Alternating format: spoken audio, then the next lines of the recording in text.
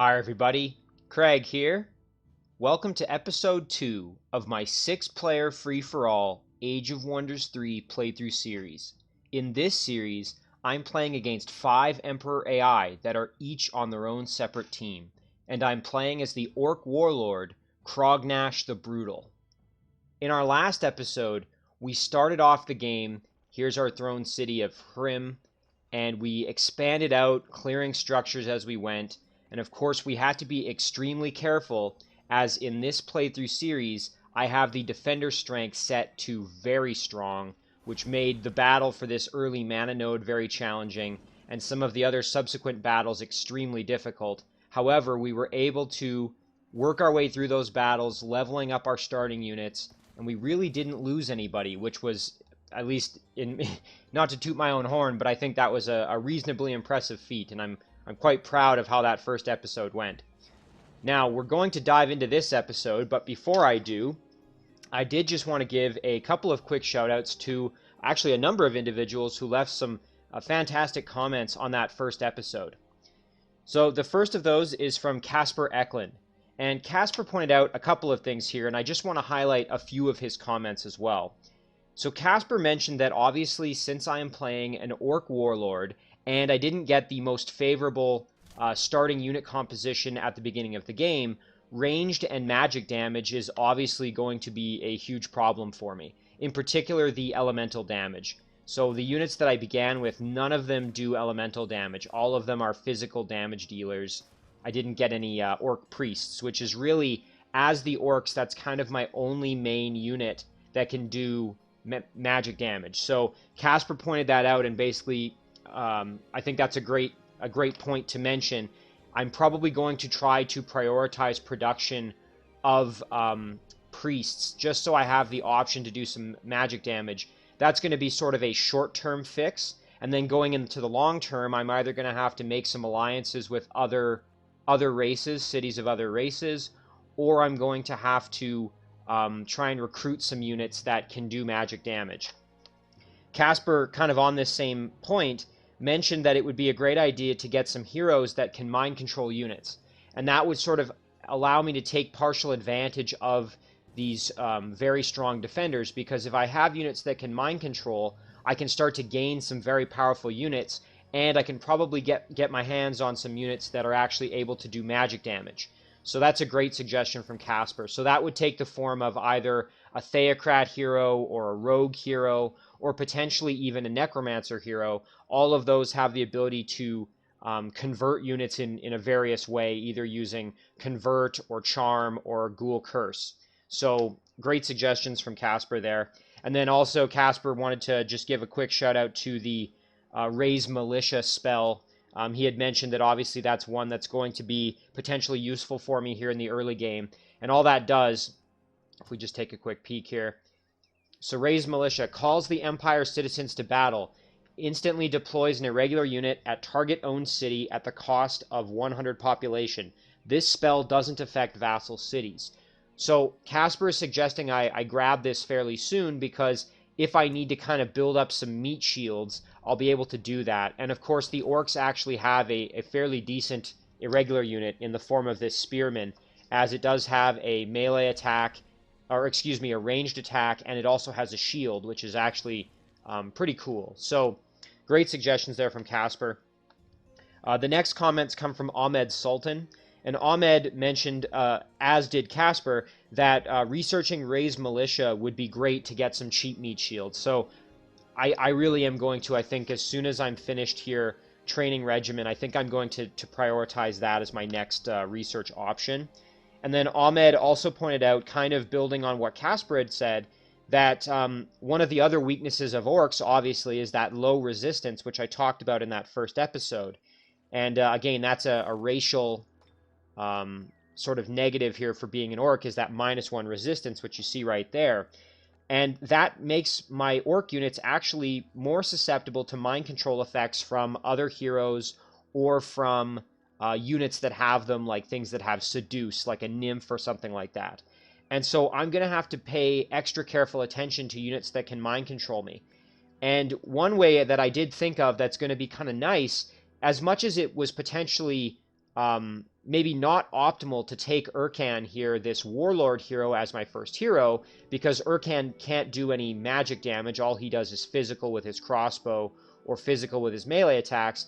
The one good thing is that when Urkan gets to level 7, as a Warlord, he's going to get Blood Brothers as a potential upgrade. And that's going to provide all the units in his stack with mind control immunity as well as spirit protection. So I'm glad that Ahmed pointed this out, because this is actually worth considering and thinking about going forward, especially if I'm raiding like ancient ruins that might have bards or things like that. So thank you to Ahmed for those suggestions.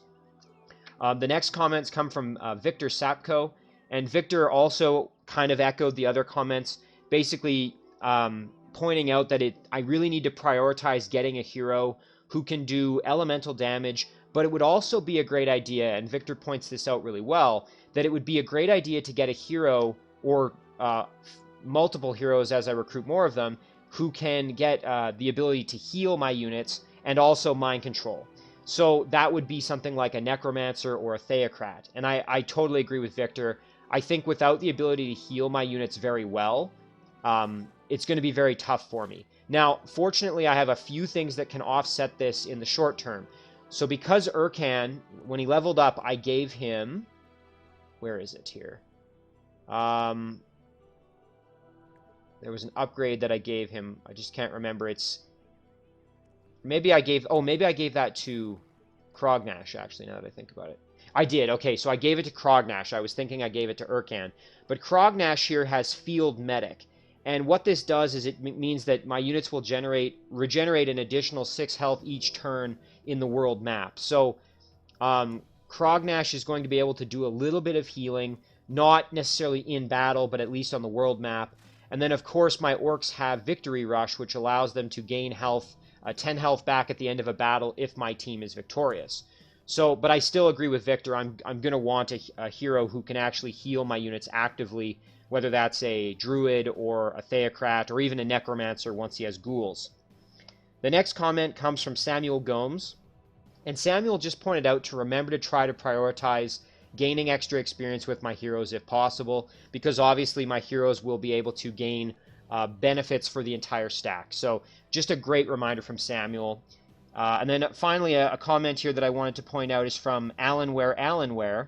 And Allenware points out that if I want to increase the challenge of the game further, which I already have due to the strong defenders, but something else that I can do, and this is something I didn't even consider ever doing, when I've got an AI opponent on the ropes and they want to surrender, rather than accepting the surrender, I can just refuse to accept their surrender, and that will prevent me from gaining all these extra heroes above the limit of 4 hero recruitment, but it will also, which I set in the game settings in that first episode, but it will also allow me to kind of have to hunt them down and finish them off, rather than just winning without having to fight all their other cities. So that's really a fantastic suggestion from Allenware there, something I hadn't even considered. So I think I'm going to try that in this playthrough. I mean, again, this might be famous last words, this might come back to bite me in the butt, but I'm going to really see if I can do this playthrough by not accepting any surrenders.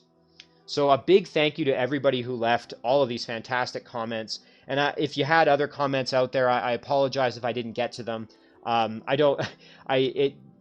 kind of spoiled for choice now as the community on this channel has grown, and I am extremely, extremely thankful for it.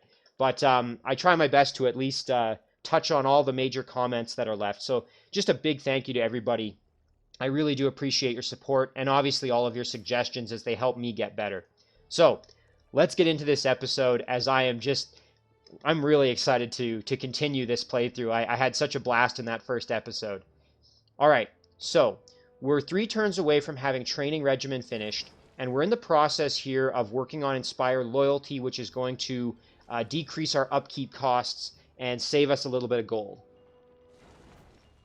So, that being said, I'm not that concerned about casting this spell. If it comes down to either using some of my spells in battle versus with my leader here, I would rather cast the spells to win the battle rather than worrying about that. Now, we've made an alliance here with the city of Toldran, which I'm then going to hopefully become a vassal with eventually. I would like them to hopefully give me a quest or two, which might give me some units to gain from them, or some gold or whatever. Now, in the meantime, though, I would like to loop my main units, my strongest units, back down towards my throne city. And the reason for that is that there's a number of other structures. You can see here we've got a fire node, which honestly I don't know if I'm going to be able to clear out, because all of these units do fire damage, which my units are going to be susceptible to, as they have that weakened, lowered resistance. However, I do really want to clear out this production resource stack here, and these are just human units that, aside from the priest here, are just going to be doing physical damage, which I think I can probably contend with without too much difficulty. So, we're going to have to figure out, and there's also a necromantic circle here, which would be great to get rid of. Now, this little guy can actually do a bit more exploring, and I'm going to do that with him. So I'm going to send him over here. Okay, and we've got some extra structures. We've got a gold mine here. We've got a trading post. The trading post is extremely well defended with these Sphinx units here, and obviously their Sun Disk attack would be devastating for me. So I could send my units down this way and see what we can manage. I do have to be careful. I don't want to get too far away from this orc city that I've made an alliance with, because obviously if they're giving me quests, I'm going to need to be in the area such that I'm not wasting a ton of time getting back there. Another consideration here is that I've actually got this traveling circus through which I could recruit units using gold. Now, unfortunately, I don't have a ton of gold at the moment, and I don't really want to spend a bunch on recruiting some units. I am tempted to go see at least what's in here, but I think I'm going to just ignore it for now, and just keep trucking with what I have. Okay, so we're going to group our units up here.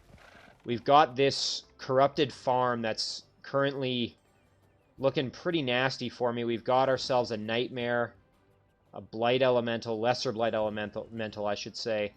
And we've got a couple of lost souls here. These lost souls are particularly dangerous for me because, as you see, they do 3 frost and 3 spirit, which my units are going to be weak to. And then, so all of these units do elemental damage. I don't think I'm gonna tempt fate with that battle. Okay, now here's something. We've got 3 knights and a number of other human units that all just do melee physical damage. But boy, oh boy, that's a pretty strong stack right there, and I'm not all that confident, especially as my units are a little bit worse for wear currently. I am not that confident that I'm going to be able to clear that, so I'm going to ignore it. Okay, now this is a battle that, as much as I don't want to do it because we've got lots of elemental damage coming my way, I'm almost going to have to at some point, because I really don't want these units spawning roaming undead that are going to attack my city, or hopefully eventually my future city over there. Oh boy. Yeah, I'm not looking forward to doing that battle. I can tell you that much. Alright, well, we'll end our turn here, and we'll have to think about this a little bit. Yeah, just the thing that scares me here is you can see this Banshee does 4 frost and 8 spirit damage, and then each of these reanimators does 4 and 4 with its Black Bolt's attack, and even its melee, they're doing a little bit of spirit damage there, and then obviously the Lost Soul does quite a bit as well. So this battle would be very, very challenging for me to have a good chance to actually successfully win. Not to say that I couldn't do it. I'm sure I could win the battle. The issue is that I would probably end up losing some of my units, which I would really like to avoid doing. So, now I have to decide. And again, my knights aren't fully healed either. Yeah, this is a tough call, because if I leave this, it's going to start spawning undead here in the next turn or two, I'm sure. As we are now at turn 5, which is when roaming units will start to spawn and appear. So we'll do a little bit of scouting with our... Okay, fantastic. And is this... Yes, this is another orc city. That is awesome. Okay. Very, very good. So now we can actually start working on our association with 2 cities, not just 1. That makes me extremely happy. And we do have some Draconians here who I think we could probably take out. These 2 units here, the Draconian Elder and the Hatchling will both do fire damage, but the Temple Guard are just a pikeman unit, and the Charger is also just a standard pikeman unit. They won't do any elementals, so I don't have to worry about that. Now, if I'm going to do this battle, I'm going to have to rely on some of my spells, I'm thinking. So if we look again at Urkan here, we can use Last Stand on a few of our units to give them increased defense. And when they're guarding, they'll get extra resistance as well. So that'll at least help a little bit with some of that nasty damage coming our way. I don't think... Yeah, so Berserk is not going to affect Undead.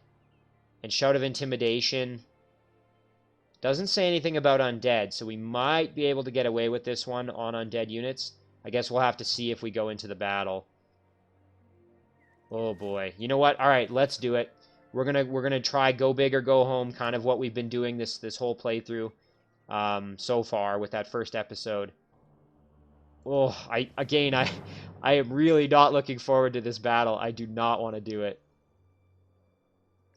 Okay, let's try it. And I mean, you know, if this ends up being a disaster, well, we'll try to pick up the pieces, but... Okay, so currently the effect that's in this battle, Gift of Necron, whenever a unit dies, the unit who killed it is healed for 15 health. So if these units are able to kill off any of my my units, then that's going to obviously be a bit of an issue for me. Alright, so I think with Urkan here, we're actually going to retreat back just a touch. He did get Despaired. And of course with Exploit Despair, which I believe these Reanimators do have. Maybe they get that when they level up. Let me check. Oh, they don't. Okay, so... Still, though, Inflict Despair is pretty nasty, so we don't want to be around when that's happening. So let's see. Can we Intimidate?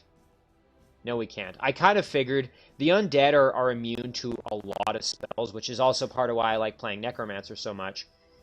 Alright, so we're going to throw a Last Stand on maybe our Grunts here. Yeah, let's do that. We'll send our Grunts kind of up to maybe soak up some of the hits. I mean, this is just going to be an absolutely gross battle. I am not at all excited about this particular battle. You can see there even my Knights that have just 8 resistance, really not very good. Let's do a little bit of damage here with my Spearmen and see if maybe I can entice them into using one of their heals at the very least. That might be a way for me to try to mitigate some of what's going to be coming my way here in this upcoming turn. Oh boy.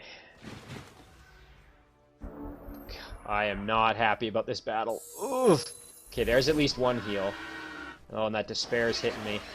Oh, and you can just see how much damage we're taking from that. Very, very unfortunate.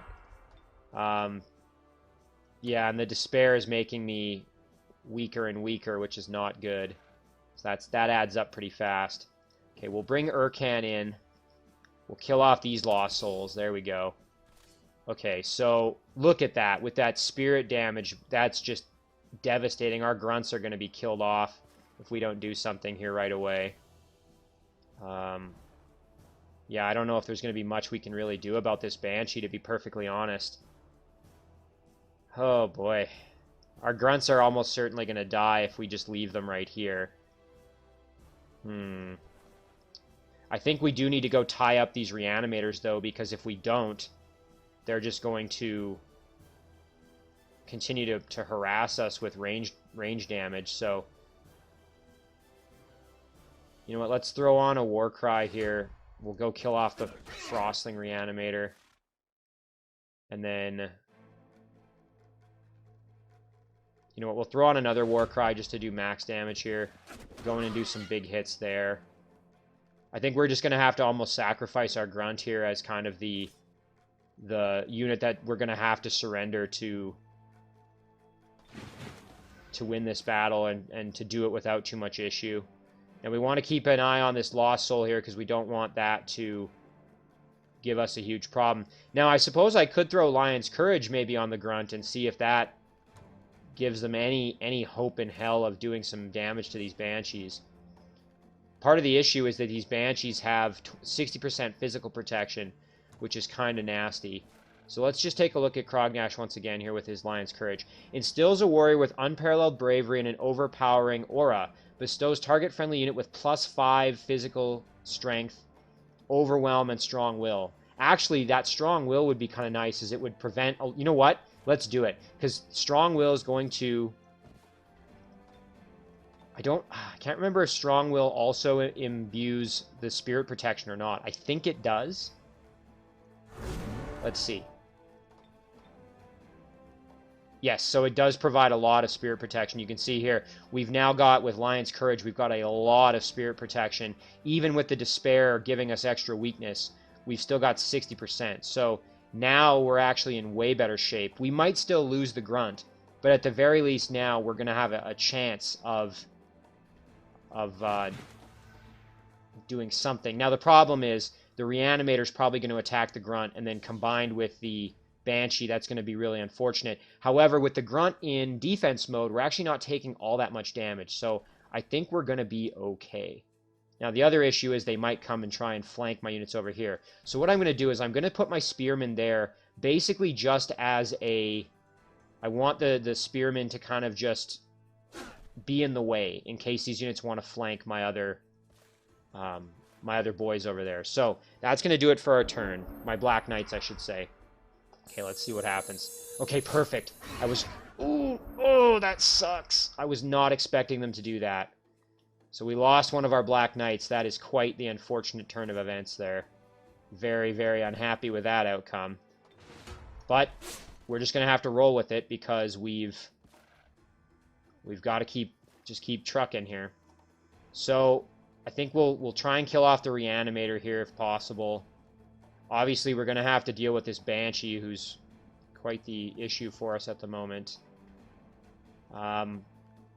We can get a flanking charge attack and then hopefully finish them off.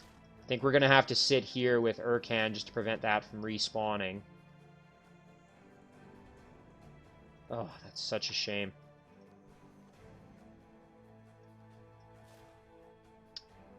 Okay, so the other issue is that even if we kill off these Reanimators here, which we may not actually get the kill, we did, now this Black Knight is in major danger of just getting attacked by the Banshee again, and we'd lose both of our Black Knights, which would be absolutely devastating for us.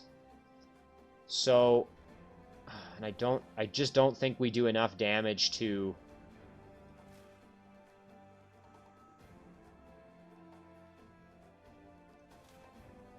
Just trying to decide here. I think what we'll do... We're going to flank in like this. Then we're going to... Oh boy, we're gonna probably be killed if we do anything crazy with our Spearmen. Okay, if we move over here...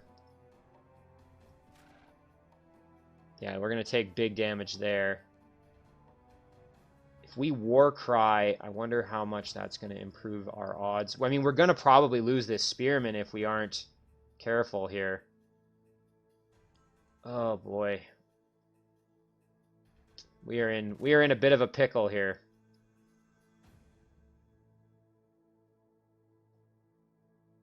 No, I don't think... Yeah, none of these abilities are going to really help me at this point.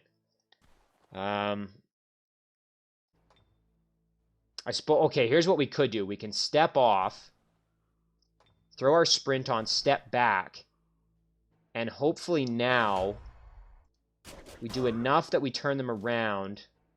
We're not going to get the kill, but they're going to be close. They're going to be close enough to death that if they try to move off, they're probably just going to be killed.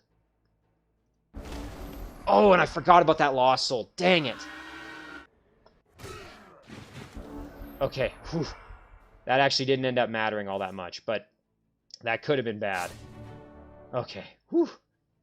I feel like I'm playing with fire constantly in this playthrough. Okay.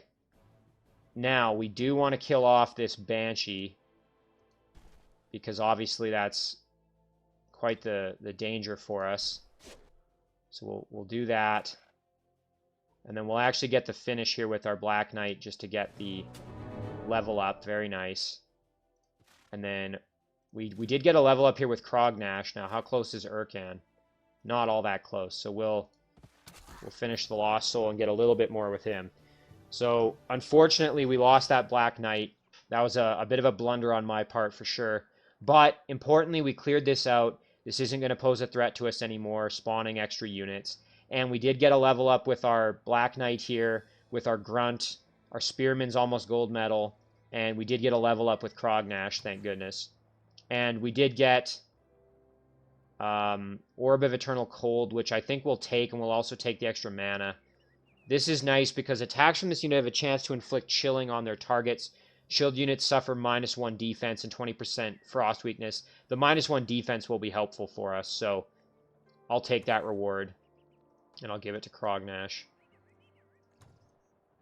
Oh, boy. Okay, well, now we're definitely not going to try fighting these humans. So, alright, now we'll move over this way. Let's do our upgrade real quick first. Okay, so we've got a number of options here. I think maybe Defense Command would be a good choice. I'm trying to think. Melee Command we already have with Urkan. Range Command could be alright, but we don't really have ranged units that would benefit from it, so...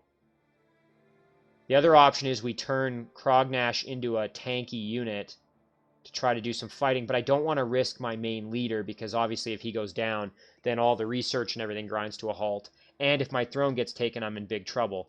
So we're going to just do Defense Command. Alright, so now the question is, do I grab this and then keep proceeding down, or do I hold off grabbing the extra movement since I'm probably not going to do any other battles this turn? Got to think about this a little bit. Let's do a little bit more scouting maybe with this little guy. And we're actually going to add him in probably to the stack here. I think maybe we'll just do that. We'll avoid this for now. We'll save it for later. Yeah, we're not doing this battle right now. That would be a little bit too risky. Too many elemental units. Alright, there we go. So now we'll chill out right there.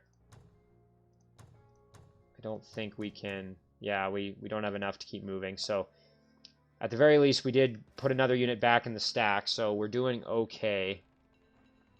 Alright, we're going to end our turn there. Oh, it was kind of a rough turn losing that Black Knight.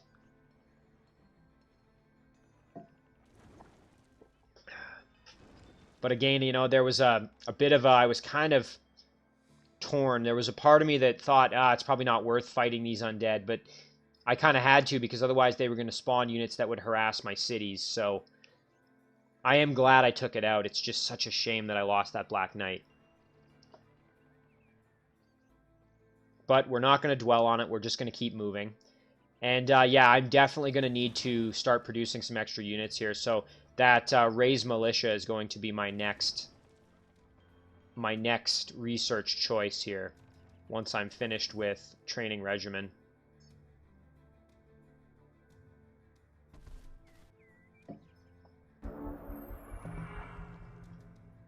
Okay, Toldran can discuss alliance proposal. Absolutely.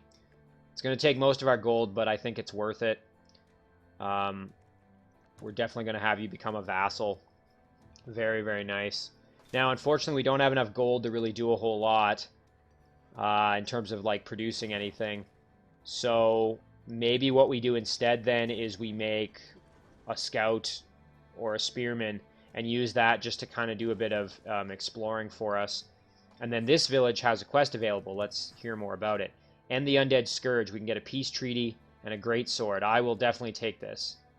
I will accept that quest. Absolutely. It's great because I'm in the area as well, so I can actually move down there and hopefully do the quest relatively soon. So before I decide to build anything in Hrim, I'm going to see if maybe I can clear out this gold mine. I think I should be able to. I just have to keep the Black Knight kind of safe. Keep him back just a touch. Because obviously he's a little bit beat up. So we will initiate this battle. So we just have to watch out for the hatchling and for the elder, who can do a lot of fire damage. Also importantly, we got to watch out for the extra mobility of this charger, as it's got its little wings there, you can see. So it's going to be able to move a little bit more than you would otherwise kind of expect. So with Urkan here, we are going to throw Last Stand again on our Grunt. He's going to be up front, soaking up a bit of damage for us. And our Black Knight can still help out. He's just going to have to kind of wait in the wings a little bit here, kind of in reserve. So what I want to entice them into attacking my Grunt here, which is what I'm kind of hoping is going to happen. And then our Spearman can kind of move up as well.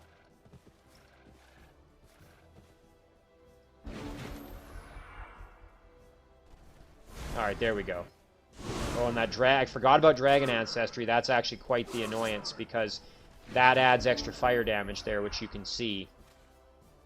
Alright, now fortunately, my units were able to take the hits without too much trouble. I think we'll actually be able to more or less finish off the charger with my two heroes with their crossbow shots. Now, unfortunately, these spearmen are a little bit beat up, as you can see. So from the combination of these two attacks, I think we'll maybe be okay. So let's see what we do here. 19, okay, that's good. We got a high roll. We would need to get a really high roll to get the kill. It'd be great to finish off these Temple Guard as well. Now my cavalry, I want them kind of out of the way, because obviously we've got nothing but 3 pikeman units coming at us, so I really don't want them getting too involved. So we'll send them kind of back around this way, I think.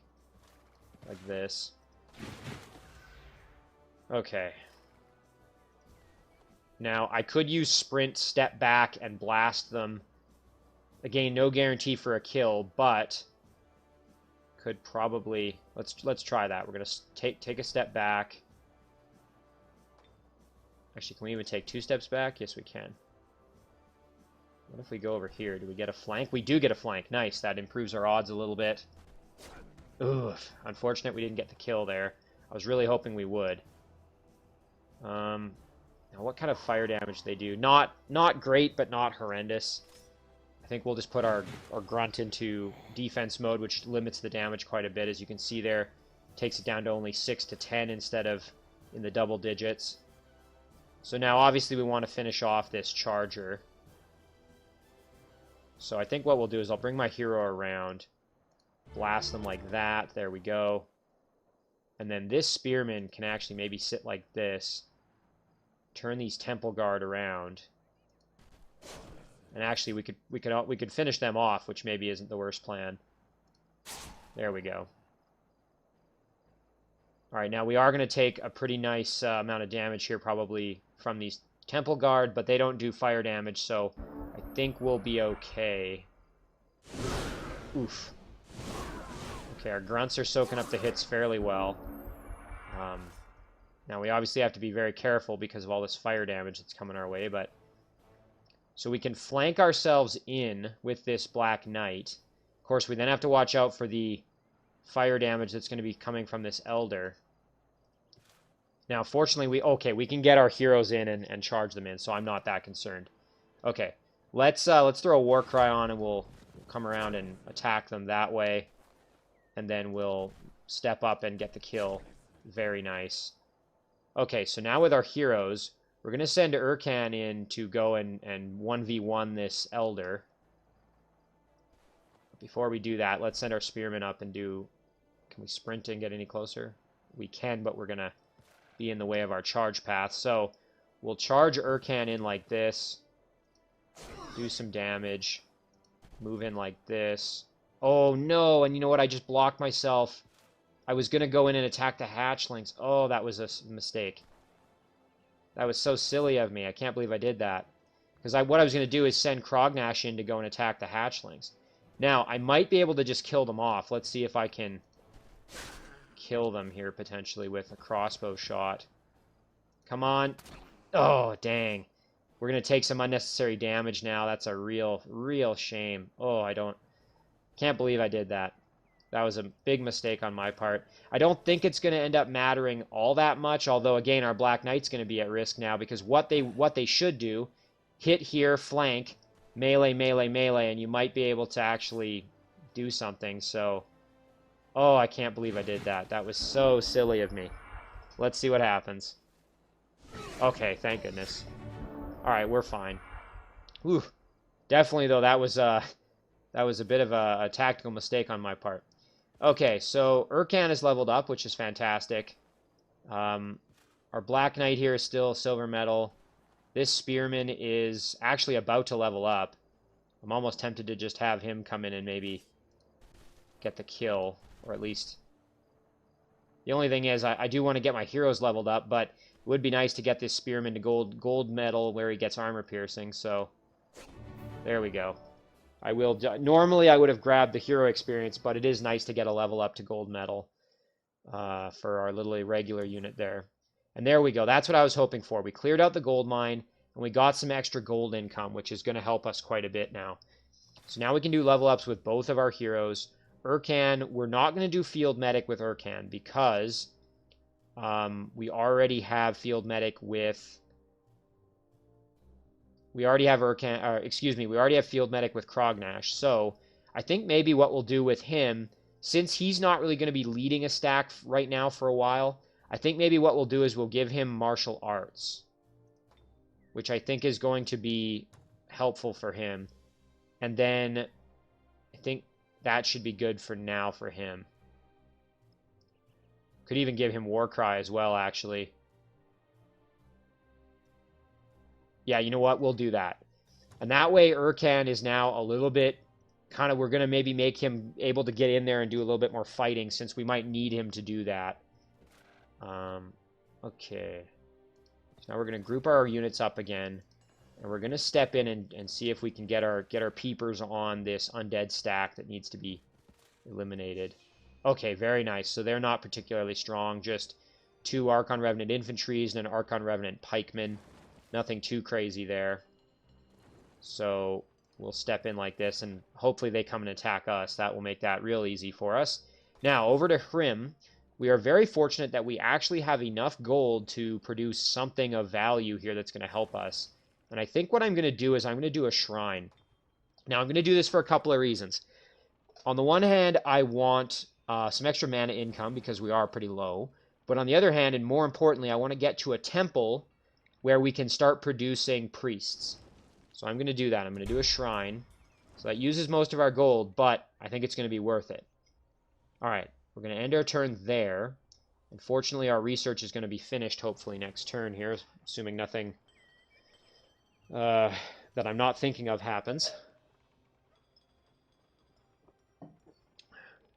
So once this is finished, once we have training regimen done, we're then going to go for that other spell. Raise Militia, which is the castable spell that will give us some extra meat shield units that we can summon from any city. We just have to sacrifice a little bit of population to do that. Now, unfortunately, that doesn't work on vassal cities, so we wouldn't be able to use it on this particular city over here. Nice. Okay, so the undead are going to attack us. This is actually going to be a little bit challenging, as we are not in the greatest of condition currently. You can see our units are a little bit damaged as they stand currently. Now, are any of these units armored? I don't think so. Reason I ask is because if they are armored... Ooh, that's the same one. I want to see the pikemen. No, so they are not armored. The only reason I was thinking of that is because I was... now that this unit has armor piercing, if these were armored units, I could throw them up front, throw on my spell on them, and then... Or, excuse me, throw on Last Stand on them, and then just have it kind of stand there and be an absolute tank. Now that my grunts are a little bit more damaged here, I don't want them necessarily being up front and soaking up all those hits.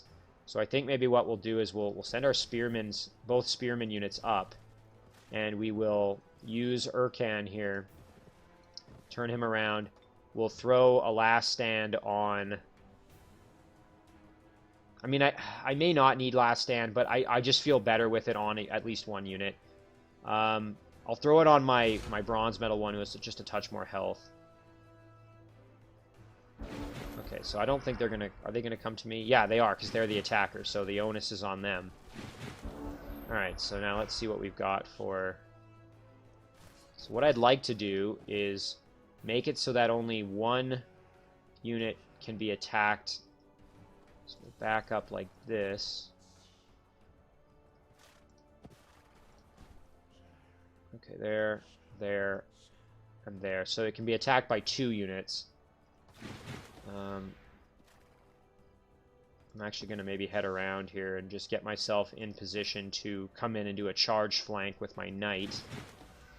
Now when this guy comes in, he's probably going to just sit right here and put himself in guard mode. When this guy comes in, he's going to attack my spearman somehow. So everybody else can just kind of hang out, I think. It's going to be the plan there. Let's see. We could do another last stand on somebody else, but I think we'll just wait right there. Okay, there's a little bit of damage.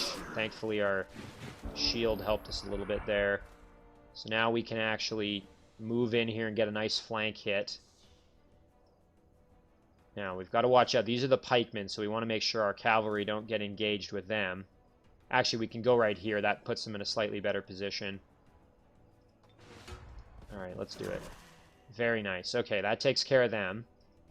Now we just have to deal with these pikemen, and then we're kind of home free with just having to deal with the infantry at the end. Now they do have projectile resistance, which means that when we blast them with all kinds of attacks here, it's going to do a little bit less damage.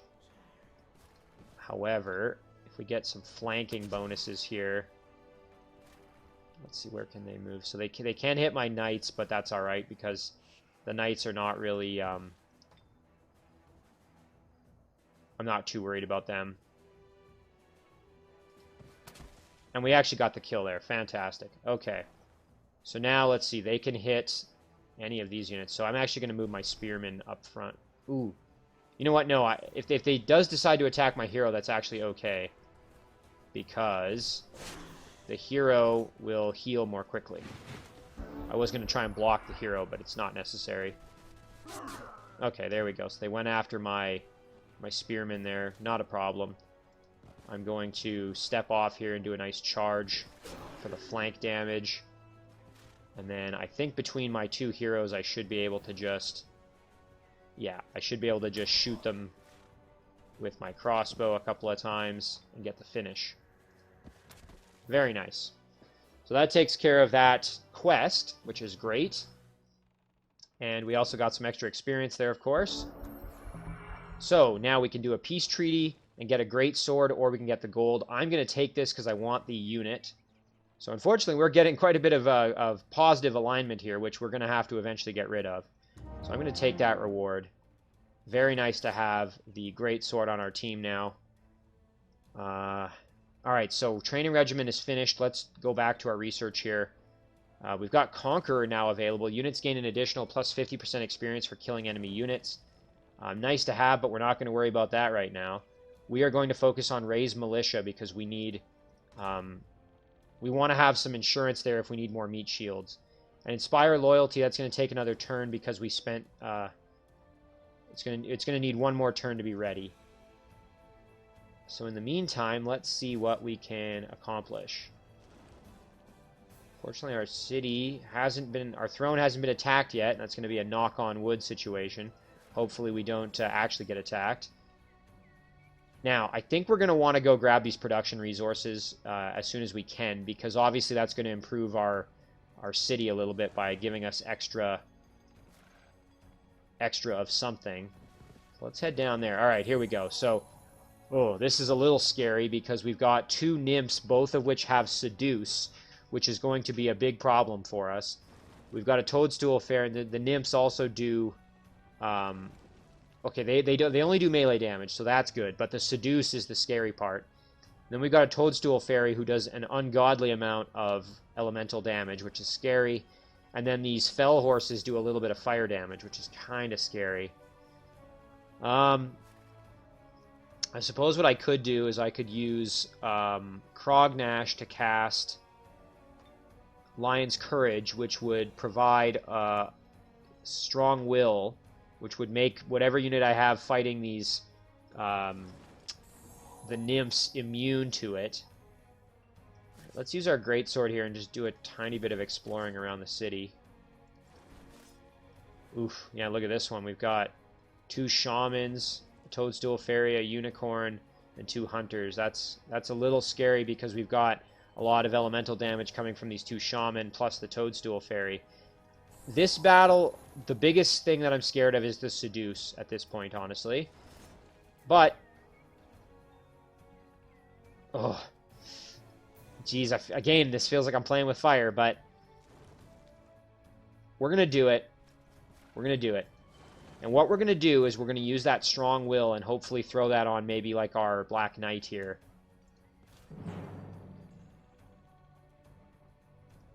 Yeah, we're just going to have to be extremely careful.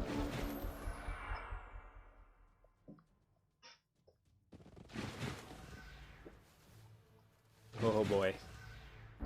Now, the one thing about Seduce, I believe they have to actually, it's like a melee attack. They have to come up and actually hit my unit. They can't cast it from behind. So they are going to have to physically get up close to me to be able to use it. So here's what we're going to do. We're going to retreat Urkan back. And so we want our Black Knights with... We're actually going to bring Crognash back as well. We're going to use Lion's Courage on our Black Knight. There we go. Very nice. We're going to kind of have our other units here guarding. And then our Black Knight will sit kind of here. Actually, what I maybe should have done is done a last stand on it first, because it's going to be taking some hits here.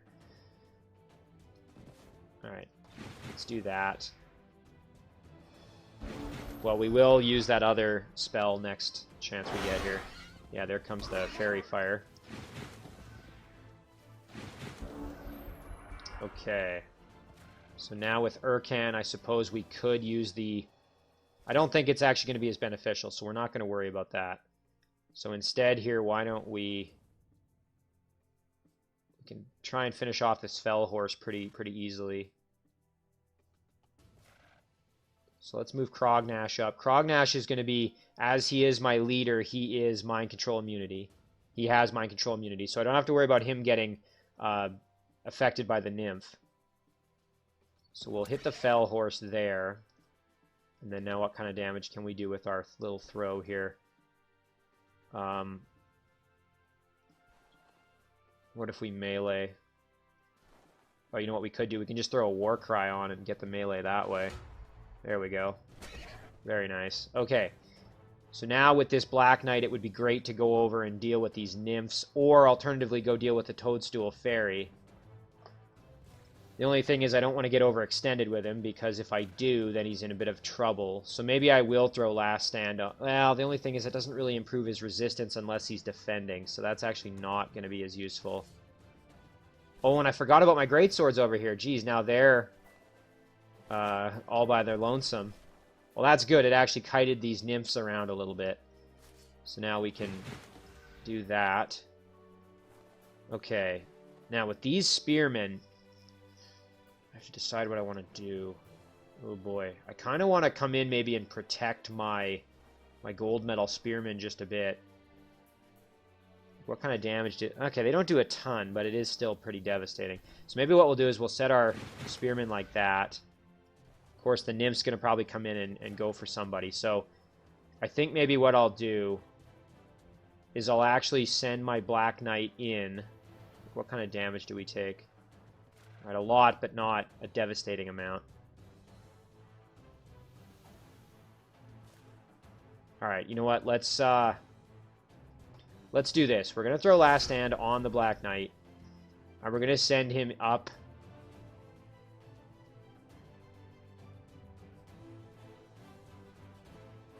Like this.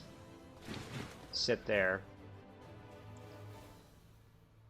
And then we will put... This is Crognash here. Put our Grunt in there. Oof. Not feeling so good. Oh, and there go my... Unfortunately, there go my gold medal spearman, Orc Spearman there. That's a bit unfortunate. Again, though, I mean, you know, if I needed to sacrifice a unit, that's not a bad one to sacrifice. And now we can actually attack these nymphs and whatnot. So now I'm not feeling so bad. It is a shame to lose that unit, but not the end of the world. We'll move Urkan over here, do a little crossbow kill. And now we've just got to deal with this Toadstool Fairy. Fortunately, that nymph is dead. So we'll come down here, do a war cry. Oh, and we actually got a kill there. And now we have a gold medal on these units, which now have Overwhelm, which is fantastic. So that Black Knight is very, very strong at this point. And now we can actually just move in and do some work on these nymphs here with our various units. Yeah, we should be able to just come in and get the kill with Crognash, no problem. Very nice. So it's a shame that we lost that leveled up Spearman, but we were able to get some excellent experience for our Black Knight, and we can replace him with the Greatsword, so all in all, not too bad. Okay, so now we're going to want to go over here and grab those production resources. Alright, we're going to end our turn there. And we can now, we're going to be able to inspire loyalty on this upcoming turn, which will be great. That spell won't benefit us like tremendously just yet, but going forward it's going to be more and more beneficial as we get stronger and stronger units that have greater and greater upkeep.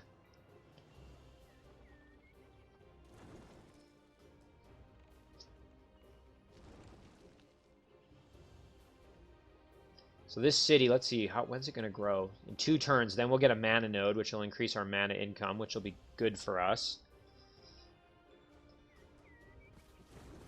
Oh, they're moving some of their units around in that little city. Okay, our race governance with orcs actually has gotten better, which is good. Orc Greatsword and Impaler units gain an additional +1 melee damage. Alternatively, we could do War Halls are now 50 gold cheaper to build in orc cities. I think since we're going to be prioritizing production, and I'm really not using that many Greatswords and Impalers, I think I'm actually going to do the economic one, even though arguably the military one would provide me probably more tangible benefit. This might increase the speed at which I can get a War Hall going, maybe 1 or 2 turns sooner. So I think we'll do that. Again, I don't think the stakes were very high in that decision, so... Alright, Inspire Loyalty. We will cast this one. Very nice. We're getting an extra 8 gold per turn there from that. Okay. And it's actually really nice that we have the shrine now because you can see there with that upkeep, we're actually not really getting that much mana. Now, again, like I said, we're going to be able to, when the city grows, we're going to get this mana node, so that will be very nice. Okay, so now we have to decide what do we want to produce in Hrim.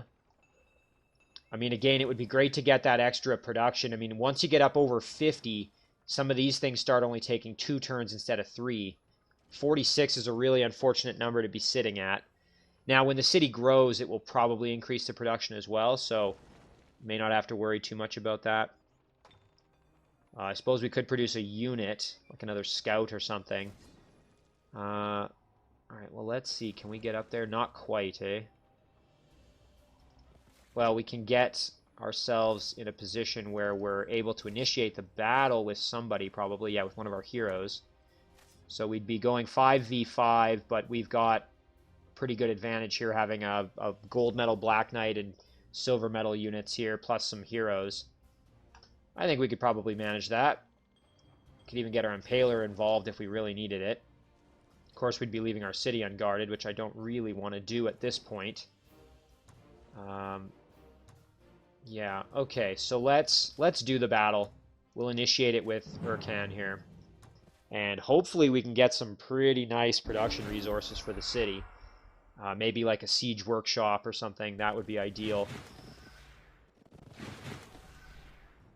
Even a laboratory would be great just to get the extra knowledge income from it. Okay, so we got to be really careful in this battle because we've got obviously these cavalry that can swoop in and do some big damage. We want to watch out for our cavalry running into these halberdiers here. And then you've got the crossbowmen that can do a bit of work on us. And of course, the human priest is a bit of a danger because of that spirit damage, which can really hurt us. So we're going to use our old strategy here. We're going to send Urkan back. We're going to throw Last Stand on our Black Knight. And we're going to kind of turtle up a little bit. We're going to let our Black Knight soak up some of the damage here. I think it's going to be kind of the game plan. Actually, we can leave our grunts right there as well. Alright, I'm going to let them come at us a bit, and let's see kind of what happens. Alright, there we go. So, actually very nice that our Black Knights took that damage because they have greater resistance in defense mode thanks to Last Stand. Alright, so now we want to probably take out these ranged units if we can. So let's get our grunts in there. Do some big damage to these crossbowmen. And you know what? We could actually even send Urkan in here around behind to kind of assist. Not quite going to be able to get the kill, but we'll be close. And then we can actually use our spearmen here potentially to come in and get the finish. Now the only issue is then our Black Knight's going to have to kind of go fight the cavalry and the Outrider at the same time. We could actually get the kill on the Outrider pretty much outright. The only problem then is that the Halberdier is going to come in and potentially do some work on us. So maybe we don't worry too much about the crossbowman because the grunt will just kill him. So maybe instead we use our spearmen to go tie up the Halberdiers. Yeah, all right, let's do that. So we're gonna move in and kill the Outrider. Hopefully, let's actually even throw the Warcry on just to make darn sure that it happens. There we go. I don't even know if we necessarily needed to do that. I didn't quite look at the math that closely. We're gonna sprint ourselves over here, throw ourselves in defense mode. And then with Crognash, we could actually... Oh, here's a great idea. We could go in and tie up the priest. The only danger then is that the Halberdier might just come in and pike us real hard, which I don't want. You know what? We'll come over here. We'll kill off the crossbowman. Unfortunately, that means this priest is going to really put the hurt on somebody. Okay, good. Went after the Black Knights. That's okay. Oh! Ouch. We took some big damage there with Crognash. Thank goodness we didn't die from it. So we'll flank the cavalry there. And then let's just kind of finish off what's going on here. So we'll send Urkan over here. Do a blast there. We'll send our grunts in to tie up the priest. And then, so now we are going to need to kill off the cavalry, which I think we can just do with 2 melee attacks without putting us in too much risk. Very nice. There we go. Okay, we're going to end our turn there, and the priest is hopefully not going to step off. If he does... Okay, I was going to say, if the priest decides to step off, he could have potentially killed our spearmen there, but he didn't. Now our grunt is now gold medal, which is great. Oh, and we get a siege workshop. Heck yeah. Okay, that's going to improve our production income. It's also more expensive, so I'm going to pick this. The storehouse is only 100 gold. The siege workshop is 150 gold, so I'm going to take the siege workshop as it's more expensive. And now we're actually above that production barrier there of 50, which means we can do the rest of these things now in like 2 turns for these and 3 turns for these other ones. So that's ideal. So maybe we do... I mean, again, I do want to get a temple. I really, really do. I want to be able to produce these priests so that I'm not having to constantly, you know, worry about not being able to do elemental damage. Oh yeah, the temple would really be good for us. The storehouse would be nice because we're going to start having a drain on our population from our spell that we're going to have. But I think getting the priest is probably going to be even more important. So I'm going to do the temple. Not to mention that our mana income is so low, it's going to be nice to have a little bit more mana income.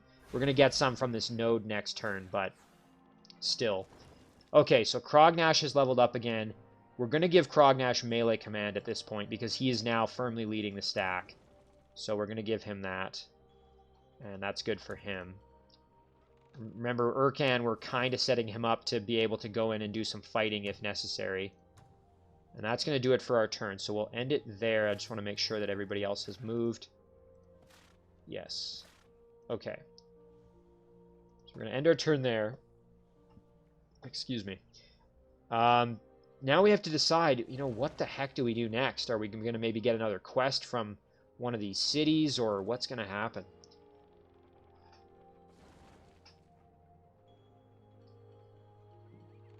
I'm not exactly sure where it's going to be best to send my main unit here. We obviously have no idea what's over on this side. I can see a Wizard's Tower ruin over here. Yeah, and we've obviously got this city, which we're going to probably need to get them onto our side here fairly soon. Let's see. And of course, we've got some haste berries, which are going to make us getting around a bit easier. Maybe we could try fighting these draconians at this point now that we're a little bit tougher.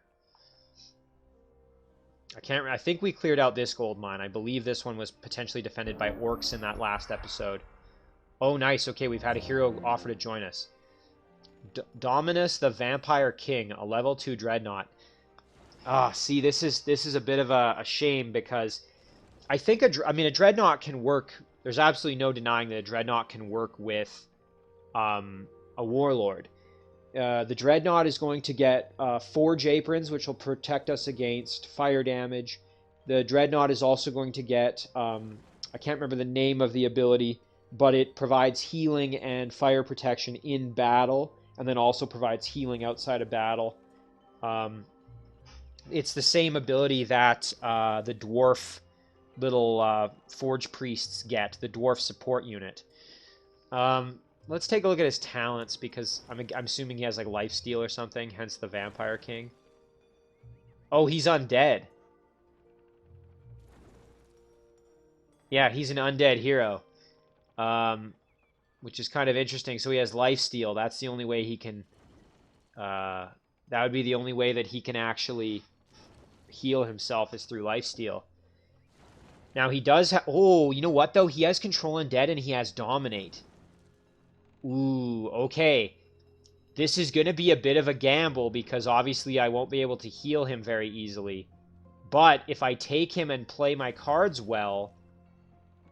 Oh boy, dang, this is a tough call, because again, he doesn't regenerate at all because he's undead. And I won't have any other way to heal him except through lifesteal. But I can control undead and dominate with him, which means I could start building up an army. Oh, this is a tough one. I think I'm going to take him. You know what? I'm going to do it. I'm going to gamble on this. I do like him, too, this idea of having a Vampire King. That is pretty cool. Let's do it. Oh, I might regret this later, but we're gonna do it. I'm actually kind of excited about the opportunity here with this particular hero. Okay, so now let's look at what we've got for him. Lightning Rod Banner. This would be really great if we go up against more of those Wisps or Phantasm Warriors. This is going to provide shock protection for us. That would be very nice to have, and I think I'm going to take it. Lightning Rod Banner. So if he's leading a stack now, they'll be able to actually potentially deal with all these pesky wisps. And as this is now getting closer to being in our city, we're going to want to clear this out. Okay, so now we've got some decisions to make. Where do we go with our stacks here? And you can see our city has grown in size. We've now got this mana node in our domain, which is fantastic for us. Oh boy, decisions. So I'm thinking maybe we move down here and we clear out these wisps. I just don't want them hanging around there. I want this cleared out so that we can have advantage of it. So maybe we do that. We send our stack down this way. We can even get our new hero involved, potentially.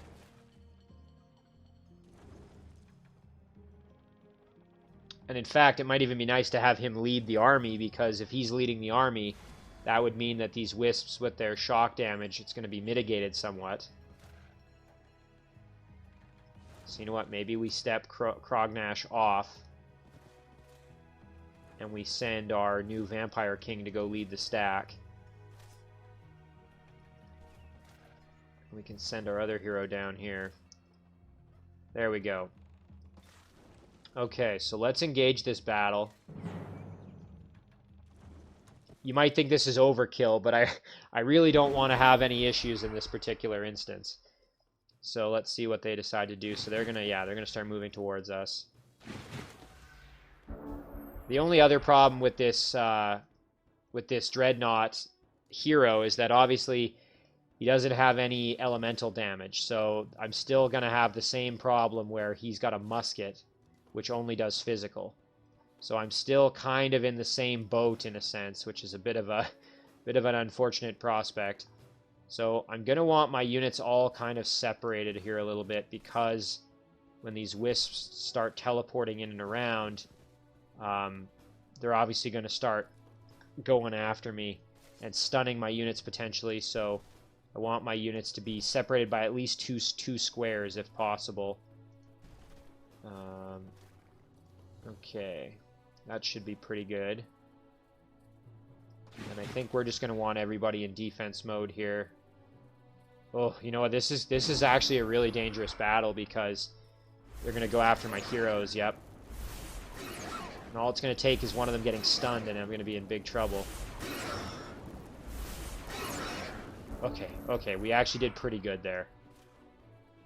The only issue, obviously, is Crognash over here, who needs to be bailed out ASAP.